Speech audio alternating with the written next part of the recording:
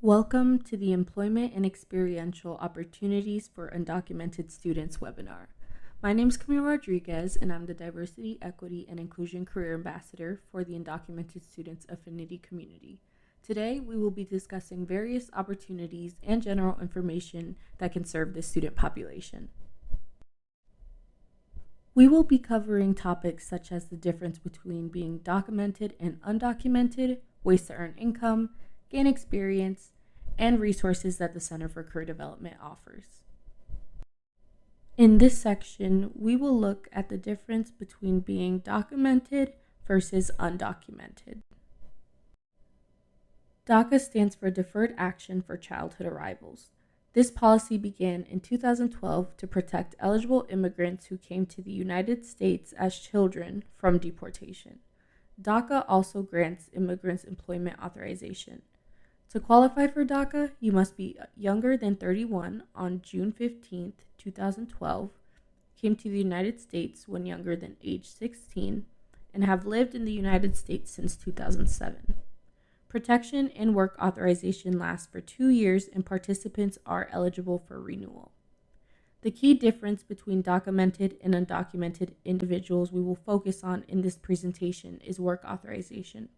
Documented individuals can apply for and accept any job in the United States that does not require citizenship. Undocumented individuals cannot due to the fact they do not have U.S. work authorization.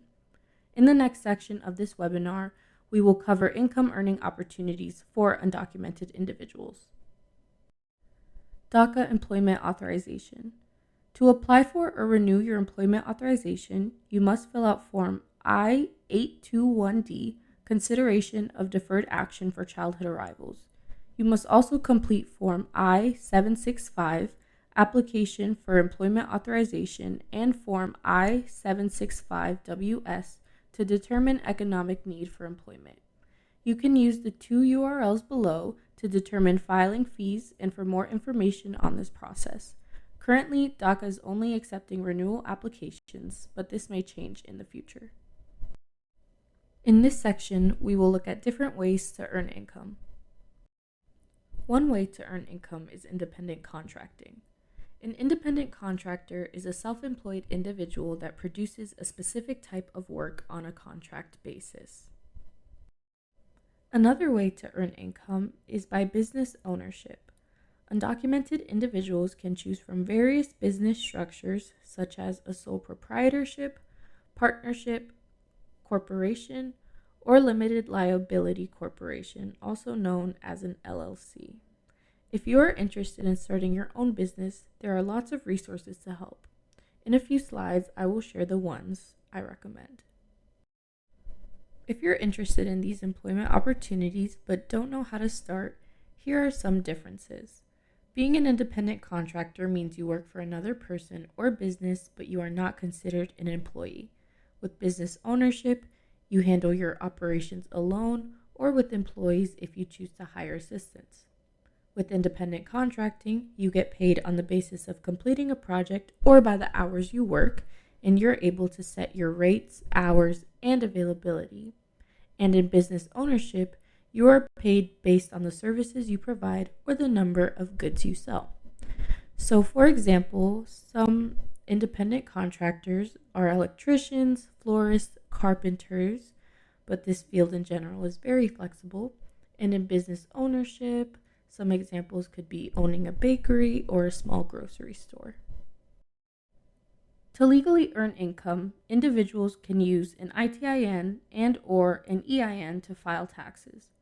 ITIN stands for Individual Taxpayer Identification Number. When filing taxes as a citizen, a Social Security number is required. When you are a non-citizen, the IRS issues ITINs for individuals who do not have that Social Security in order to file taxes. ITINs also allow individuals to fill out W-9s, which are tax forms for independent contractors. EIN stands for Employer Identification Number. This is a tax number used to identify a business. For the most part, businesses need an employer identification number. To find out if you need an EIN, you can visit the IRS website and take the Do You Need an EIN quiz. Entrepreneurship resources. Below are 5 websites that offer training and resources about entrepreneurship and freelancing, as well as other resources for small business owners. On the next slide, you can access the links for each of these resources.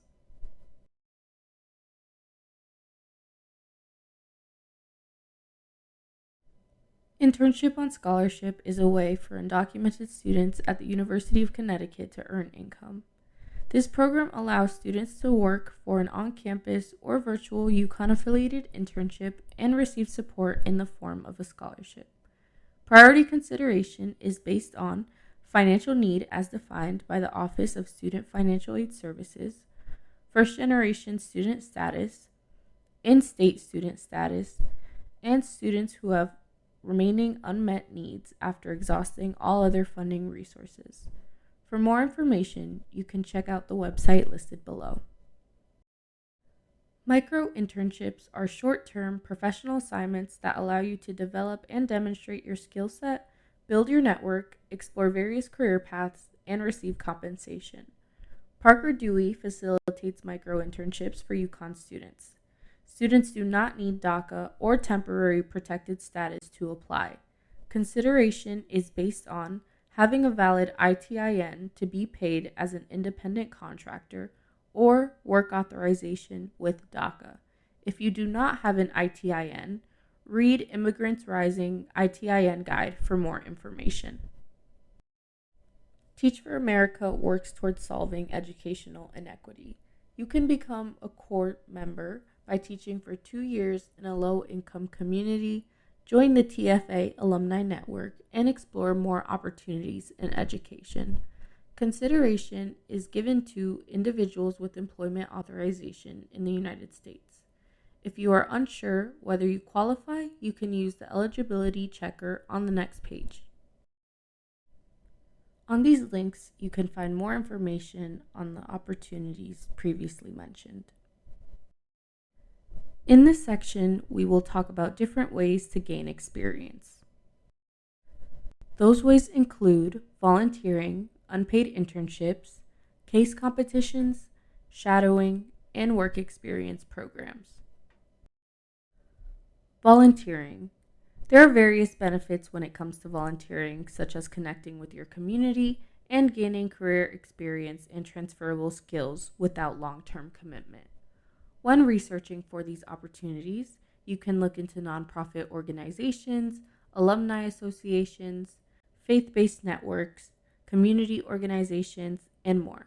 Sometimes asking friends or family members might expose you to new opportunities as well. Below, you can find 3 websites where you can search for volunteer opportunities.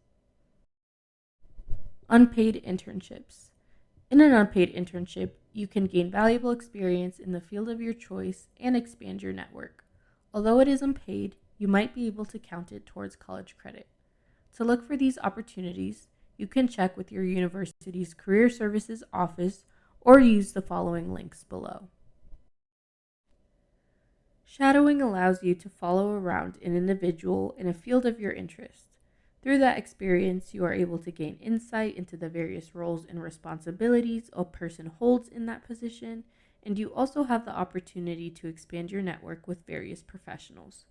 To participate in job shadowing, contact offices of interest or certain individuals and ask if they offer shadowing opportunities. You can also visit the website below to see shadowing opportunities through UConn Health. Case competitions. In a case competition, your team has to develop a solution to a case that is presented.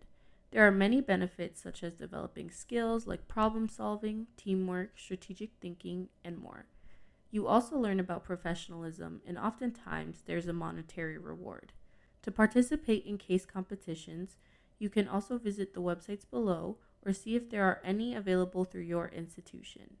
UConn has the Husky Case Competition Club, and you can find more information through Instagram using their handle @Husky Case Competition Club. Work experience programs allow students to work virtually a few hours a week to gain experience at a company. Some benefits are gaining new skills, learning about the industry and employers, building your network, and practicing professionalism and business etiquette. For more information, you can visit theforge.com. In this final section, we will look at the resources the Center for Career Development has to offer. The Undocumented Students Affinity Community provides students with specialized content that integrates diversity, equity, and inclusion within the career development journey. Explore our website to identify resources and organizations that align with your career goals, and read blogs for advice such as knowing your rights as an undocumented individual in the workplace and navigating grad school applications as an undocumented student. Another resource you can use is career coaching. You can schedule a one-on-one meeting with a career coach to discuss your academic and career-related plans. Another resource available is resume critiques. You can schedule a 20-minute resume critique to get personalized feedback on your document. You can also schedule a practice interview and meet one-on-one with a staff member for a 45-minute session to be exposed to various interview styles and receive feedback on your answers. On this page, you can access all the resources just mentioned by using the links below. Thank you so much for your time. You have reached the end of this presentation. For more information about the Center for Career Development, you can visit career.uconn.edu, call the center at 860-486-3013, email career@uconn.edu, or visit us on social media @UConnCareer.